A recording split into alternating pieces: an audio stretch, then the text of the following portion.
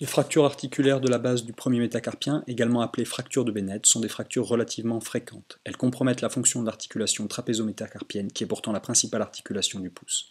Comme toute fracture articulaire, elles doivent être opérées dès lors qu'elles sont déplacées. Il s'agit d'interventions ambulatoires sous anesthésie loco-régionale, le malade confortablement installé sur le dos, la main verticale, le pouce en traction dans l'axe.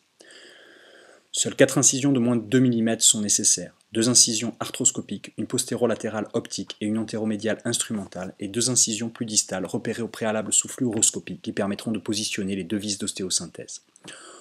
On rentre dans l'articulation par voie postérolatérale, on visualise en bas le trapèze et en haut le premier métacarpien et sa fracture nettement visible. Celle-ci est déplacée mais déjà en partie réduite par la traction axiale. La voie instrumentale permet de retirer la synoviale hématique, ce qui permet de mieux visualiser la fracture et de diminuer la douleur et l'inflammation post-opératoire. Une fois la synovectomie réalisée, la réduction est obtenue par le trocar qui appuie sur la base du métacarpien. Les vis cannulées sont alors positionnées sous traction axiale puis contrôlées sous fluoroscopie. On voit ici le résultat arthroscopique avec une parfaite réduction et une bonne mise en compression du foyer de fracture. Les 4 micro-incisions seront fermées par stéristrip et ne nécessiteront pas de point de suture. Le résultat radiographique post-opératoire montre un parfait positionnement des vis d'ostéosynthèse qui sont enfouies et n'auront pas besoin d'être retirées secondairement. Une attelle devra être conservée pour 3 semaines.